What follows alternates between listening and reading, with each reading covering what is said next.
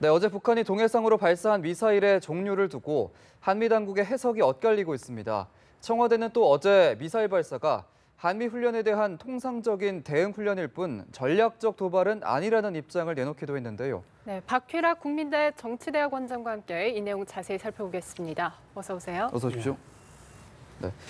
어제 북한이 쏜 미사일에 대해서 미국은 탄도미사일이다 이렇게 주장을 했고 우리 정부는 개량된 300mm 방사포일 수 있다 이런 평가를 내놨는데요.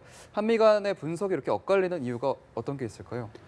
뭐 넓게 보면은 방사포도 이제 탄도미사일에 이제 포함되는 거니까요. 근데 예. 아마 이제 방사포는 통상적인 탄도미사일에 비해서 고도가 조금 더 낮게 이제 평사포 비슷하게 날아가는 것이고 또 이제 300mm니까 사실은 이제 30cm밖에 안 되거든요. 아주 작죠. 예. 근데 요거는 뭐 이제 뭐 나중에 점검해 보면 충분히 이제 뭐 입증되리라고 생각을 합니다. 예. 네, 뭐 UFG 연습 기간에 도발한 것을 두고 일단 여러 가지 해석이 나오고 있는데 일단 청와대는 전략적 도발이 아닌 통상적 대응 훈련이라고 이렇게 밝혔어요. 어떻게 보세요? 저도 뭐 청와대하고 같은 예. 의견입니다. 예. 사실 우리가 이제 북한이 뭘 할 때마다 자꾸 이제 지나치게 도발 하는데 사실은 도발은 우리한테 위해를 가하는 거 아니겠습니까? 그죠? 당연히 이제 미사일 시험 발사 핵실험도 나중에 위해를 가할 것이기 때문에 예. 도발에 준하는 또는 도발적 행위라고는 볼 수 있지만 지금 이 부분은 이제 어느 나라 군대나 하계가 이제 훈련하기 가장 좋습니다. 예. 그리고 동계는 그런 동계 상황에서도 승리할 수 있는 훈련을 특별히 하는 거고 이 하계 훈련을 하는데 거기에 다양한 시나리오가 있는데 그 정점에 있는 게 이런 그 미사일 사격 아니겠습니까? 그죠? 예. 그래서 하계 훈련의 일환으로 한 것 같다. 근데 그것이 뭐 전혀 또 한국에 대해서 이 항의하는 의미가 없다고는 볼 수 없죠. 사실 미사일을 안 쏘고 훈련 넘어가도 되는데 그만 쏜 거는 한국의 UFG에 대해서 조금은 이제 뭐 자기 의지를 과시하는 그런 측면이 있지만 예. 기본적으로는 기대령에서 쐈고 또 이제 단거리 미사일이라는 점으로 본다면 그냥 훈련의 일환이 더 크지 않는가 저도 이렇게 생각합니다. 예. 물론 정확한 의도는 좀 분석을 해봐야겠습니다만 그동안 사실 화성 14형 시험 발사 그리고 괌 포위 사격까지 천명한 상태여서 이번에 왜 북한이 단거리 미사일을 발사했는지를 놓고 좀 의견이 분분한데 이유를 좀 어떻게 분석을 하고 계세요? 그래서 저는 우리가 북한을 이렇게 어떤 분석을 하거나 전망을 할 때 사실은 정보가 별로 없으니까 예. 대부분 우리의 합리적인 이성에 근거를 해서 합니다. 그러다 보니까 뭐 사실은 이 어쩔 수 없는 그런 상황도 있지만 조금은 우리 위주로 이렇게 해석하는 부분이 많아요. 사실은 팩트보다는 이제 좀 추측이랄까 짐작요. 예. 그래서 이제 뭐 북한이 어떤 행위를 하면 그게 이런 이유도 아니겠느냐, 저런 의도 아니겠느냐 계속 하는데 예. 지금 이번에 거는 뭐 크게 전략적으로 판단하기보다는 그냥 군사적 차원에서 아까 청와대가 얘기한 것처럼 예. 그 훈련의 일환으로 보는 게 맞지 않는가. 특히 이제 자꾸 북한이 쏠 때마다 무슨 뭐 미국을 협상 테이블로 끌어내고 남북관계 주도권을 장악하고 북한 내부를 결속하고 하는 이런 그 굉장히 유사한 그런 시나리오로 막 해석하는 거는 조금 이제 팩트를 놓칠 우려가 있을 것 같습니다. 예. 네, 뭐 이런 가운데 김정은이 선군절인 그제 백령도와 대연평도 습격을 이제 점령을 목표로 하는 가상훈련을 현지 지도했는데요. 서울을 제압하고 남한 전체를 장악해야 한다고 위협 수위를 높였는데 이런 행보 어떻게 분석하세요? 저는 상당히 심각하게 예. 생각을 합니다. 예. 이게 우선 이제 우리가 북한의 핵무기를 개발하는 목적에 있어서 많은 사람들이 뭐 체제 유지를 위해서 또는 미국과 협상해서 유리한 고지를 점령하기 위해서 또 내부 이제 김정은의 위상을 올리기 위해서 그런 얘기를 하는데 실제 제가 좀 분석한 바에 의하면 결국은 6.25 때 재래식으로 달성하고자 했던 전 한반도 공산화라는 그 목표 또는 목적에 이 수단으로 개발한 것이 아닌가.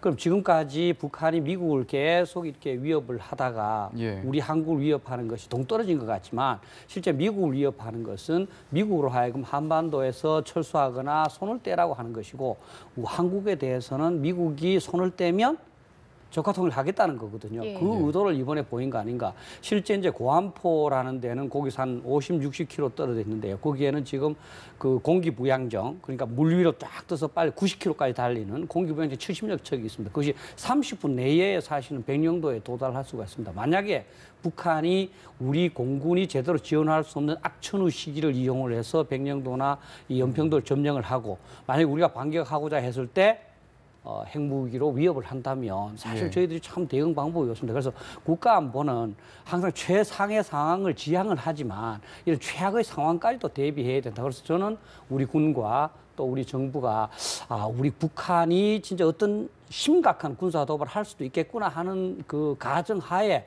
예. 좀 더 다양한 시나리오를 생각을 해서 대비했으면 좋겠습니다. 그러니까 요 행보가 이번에는 미사일 도발보다는 조금 더 위협적인 우리에게는 네, 저는 그런 그렇게 측면이, 생각합니다. 예, 그렇게 볼 수 있겠군요.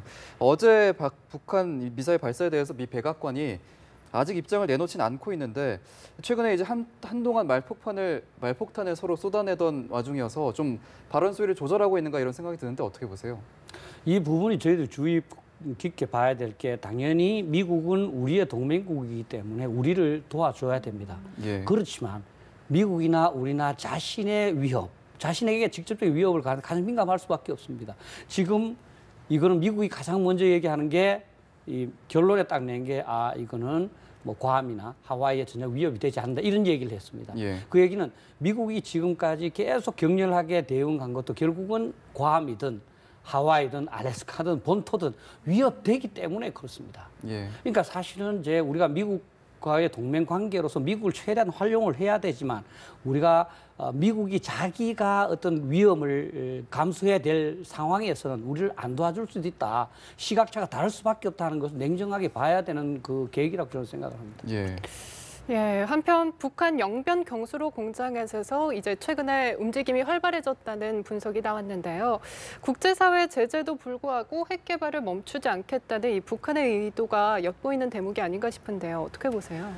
북한의 의도도 엿보이지만 저는 우리가 이제 미사일 시험 발사에 너무 이제 관심을 쏟다 보니까 북한의 핵 개발에 대해서는 굉장히 소홀해진 것 같아요. 예. 북한은 2013년 1월 13일 날 3차 핵실험을 통해서 핵무기를 개발하고 소형화, 경량화 했다고 쭉 했습니다. 그리고 지금 우리 생각에는 북한이 그러면 핵 개발 중단한 것 같지만 그렇지 않습니다. 계속 개발했습니다. 그래서 데이비드 올브라이트라는 그 미국의 전문가는 예. 지난해 연말부로 2016년 12월부로 자기 생각에는 13개 최소 13개, 많게는 30개까지 개발한 것 같다. 그렇게 진단하고 있습니다. 예. 실제 이제 뭐 5메가와트 그 영변 핵 발전소는 1년 이미 가동한 지가 1년이 됐습니다. 그리고 또 추가로 지금 이제 이 더욱더 대규모의 핵 발전소를 이제 짓는다는 거거든요. 그래서 사실 핵무기가 하나만 있어도 우리한테 심각한 위협이지만 숫자가 많아질수록 우리는 그거를 이 어떤 선제 타격이라든지 또 나중에 뭐 어떤 보복 공격을 부술 수가 없습니다. 그래서 워낙 많으니까. 그래 되면 미국도 사실을 다 제거하지 못할 수가 있습니다. 그렇게 된다면 우리는 굉장히 심각한 위협에 처해 있거든요. 따라서 예. 저는 북한 핵무기 개발 상황이 어느 정도인가 여기에 대해서도 저희들이 놓치고 있는 분이 많은 것 같은데 좀 더 정보에 대한 관심을 좀 높여야 된다 이렇게 생각합니다. 예. 상황이 이렇다 보니까 이제 우리 군 당국도 핵 추진 잠수함 건조와 이제 운용에 필요한 제약 사항들을 좀 해결하기 위한 연구에 착수한 것으로 알려졌는데 연말까지는 좀 연구 결과가 나와서 핵 잠수함 건조 여부에 대한 윤곽이 나올 거라고 하는데 국내에서도 또 찬반 여론이 있고 또 예. 국제사회에 좀 이목이 쏠릴 것 같아서 좀 어떻게 해결을 해 나가야 될까요? 저는 이 부분도 좀 우려하는 게 이제 어떤 한 방향으로 지금 결론이 거의 정해진 것 같은 그런 느낌이 들어서 예. 좀 더 시간을 보내더라도 한 1, 2년은 심층기에 과연 해야 되는가를 좀 검토해 볼 필요가 있다. 예. 이제 지금 이제 핵 추진 잠수함을 가진 나라가 지금 상임 이사국, 유엔 상임 5개국 이외에 딱 인도 하나입니다. 인도. 예. 인도가 지금 이제 한 척을 이제 만들었습니다. 그것을 하는데 한 3조 이상의 돈이 들었다고 해서 상당히 수년 동안 들었고요. 근데 사실 이제 한 척은 안 돼. 인도도 지금 5척까지 이제 하겠다는 거거든요. 예. 그럼 우리도 지금 한 5척까지 이제 한다면 상당한 돈이 들 뿐만 아니라 그게 과연 북한의 핵 추진 잠수함, 북한의 핵 SLBM 잠수함 발사 그 미사일을 막는데 최선인가 하는 부분도 논란이 있습니다. 예. 또 한 가지 이제 인도 같은 경우는 지금 이제 이 건조하는데 시간도 걸릴 뿐만 아니라 돈도 많이 들고 하니까 러시아로부터 핵추진 잠수함을 빌려서 사용하고 있습니다. 예. 저는 꼭 우리가 건조하는 것보다도 오히려 미국으로부터 좀 빌려서 사용하는 것도 한번 생각해 볼 수가 있다. 예. 실제 우리 그 국내에서는 상당히 찬반 여론이 있으면서 사실 SLBM의 위협이 그렇게 심각한 건 아니지 않느냐. 사실 북한이 우리 항구를 공격하기 위해서는 가장 안전한 땅에 있는 미사일로 쏘는 거지 바다에 나갈 필요가 없거든요. 그 바다에 있는 거는 사실 일본이나 미국과 접근을 해서 쏘기 위한 겁니다. 사실 예. 우리가 그러면 땅에 있는 미사일, 지대지 미사일 미사일이라고 하는데 그거에 대한 방어 체계가 충분하다면 이제는 이거는 충분히 막았고 이것도 막아야 된다 그러지만 지금은 북한이 노동 미사일에 핵 무기를 장착해 쐈을 때 예. 우리는 지금 대비 조치가 굉장히 미흡합니다. 사드도 그것 때문에 배치하는 것이고 그러면 예. 일부에서는 사드 한 3개 정도로 미국과 하나 우리 2개, 3개 정도 배치해야 된다. 그다음에 이 패트리어트 미술도 각 도시마다 다 쏴야 된다 그런 게 있거든요. 그러면 예산 우선순위로 봤을 때 과연 이게 제일 먼저 가야 될 사업인가 이런 면에 대해서 저는 좀 더 심층 깊은 연구를 했으면 좋겠고 특히 우리 내부에 이제 그런 그 논란도 중요하지만 예. 이제 전 세계 전문가가 있지 않겠습니까? 예. 그죠? 뭐 미국이든 뭐 일본이든 저는 특히 뭐 러시아나 이런 그 우리하고 조금 생각이 다르더라 전문가 있으면 충분히 불러서 이 핵 추진 잠수함을 우리가 건설했을 때의 그 실현 가능성, 그다음 들어가는 비용, 그거의 이제 장점. 또는 이제 그 같은 돈으로 디젤 그 잠수함을 샀을 때 그 어떤 서로 비교 효과 예. 이렇게 좀 더 저는 그 포괄적이면 심층 깊게 연구한 다음에 결정했으면 좋겠다. 조금 이제 저는 한두 사람의 뭐 죄송합니다만은 몇 소수의 의견에 의해서 지금 한 방향으로 가는 듯한 그런 느낌이 있어서 조금 우려가 됩니다. 국제사회 입장도 좀 있지 않겠습니까? 그런데 방법을 그렇게 취한다고 하더라도. 예, 그럼요. 사실 이제 우리는 이제 북한에 대해서 큰 소리를 치고 국제사회 협력을 얻어내는 게 우리는 비핵화를 하고 있다. 그런데 북한은 지금 핵무기를 가졌다. 그러니까 우리는 한반도에 비핵화를 해야 되지 않느냐. 그런데 우리가 이제 핵추진을 만들면 당연히 북한의 핵 보유도 정당화되는 거죠. 또 국제사회에서는 핵 확산 차원에서 우리한테 이제 뭐 기술을 뭐 순순히 줄 수도 없고 우리가 독자적으로 개발을 하려면 너무너무 많은 돈과 시간이 걸리고요. 네, 조금 전 사드에 대해서 잠시 언급을 해주셨는데 내일이면 이 소규모 환경 영향 평가에 대한 결과가 나오는데 뭐 큰 이상이 없다면 이달 안에 발사대 4기를 추가 배치할 수 있을 거라고 보세요? 네, 저는 사드를 반대하시는 그쪽 주민들 또 다른 분한테 좀 진짜 부탁드리고 싶은데 이거는 이제 국가 안보에 굉장히 중요한 문제입니다. 왜냐하면 북한이 지금 이 순간에 핵 무기를 미사일에 장착하고 우리를 쐈을 때 우리는 어떻게 알겠느냐. 예.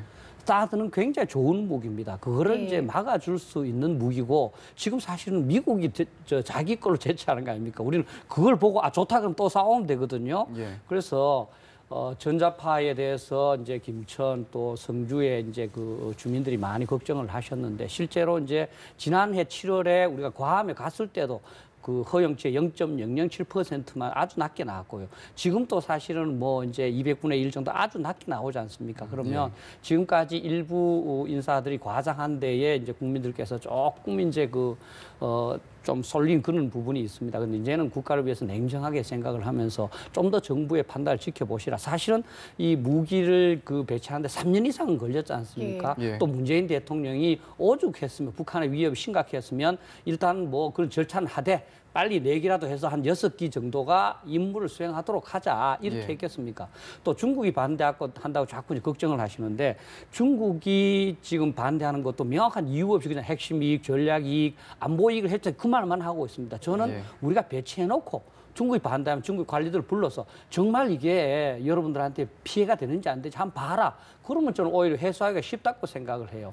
따라 저는 주민들께서 좀 대승적으로 정부를 한 믿고 좀 조치를 좀 허용했으면 좋겠습니다. 네, 그럼 평가 결과상 이상이 없으면 어쨌든 추가 배치는 이루어질 거다 이렇게 조속히 이루어질 거다 이렇게 전망을 하시는 거죠? 예, 당연히 사실 이제 뭐 정부가 존재하는 이유는 다양한 국민들의 의견을 수렴을 해서 어떤 정책을 결정하고 그걸 집행하는 거 아니겠습니까?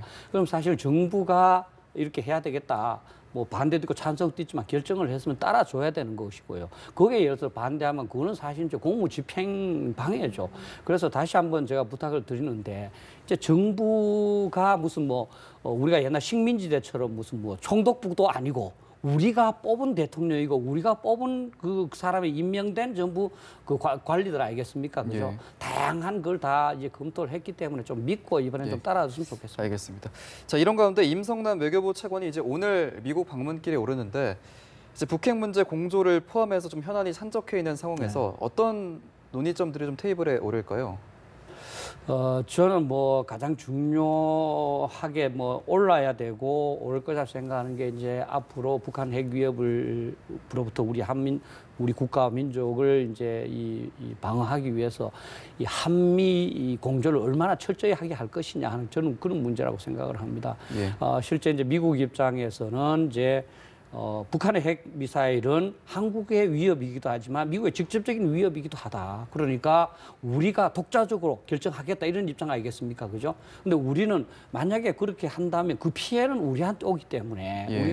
우리 그걸 방관할 수는 없다. 우리 같이 협조 또 이제 협의해서 하자는 거 아니겠습니까? 예. 그죠? 그래서 이제는 미국한테 이제 협의하자 또 뭐 여러 가지 상의하자 이렇게 주장을 하는 거에 앞서 나가서 미국의 입장도 들어보고 그러면 우리가 한미 같이 여러 가지 대응을 하자. 그래서 한미가 똘똘 뭉쳐서 이렇게 그 북한에 대응할 때 북한도 이게 남한 단독으로 떨어진 게 아니고 미국 최강의 미국하고 한국이 완전히 이제 그 일체화돼 있구나. 그럼 함부로 못하고 중국도 마찬가지 아니겠습니까? 그죠? 예. 그래서 한미 공조를 말이나 형식적으로가 아니라 실질적인 행동에 있어서 완벽하게 이뤄내는 게 우리 외교가 해야 될 일이고 아마 임 차관님께서 그런 쪽으로 노력하시지 않을까 이렇게 생각합니다. 예, 알겠습니다. 예, 한미 공조를 실질적으로 더 굳건해야 한다 이런 말씀인 것 같습니다. 지금까지 박규락 국민대 정치대학원장과 함께 자세한 얘기 나눠봤습니다. 오늘 말씀 고맙습니다. 고맙습니다.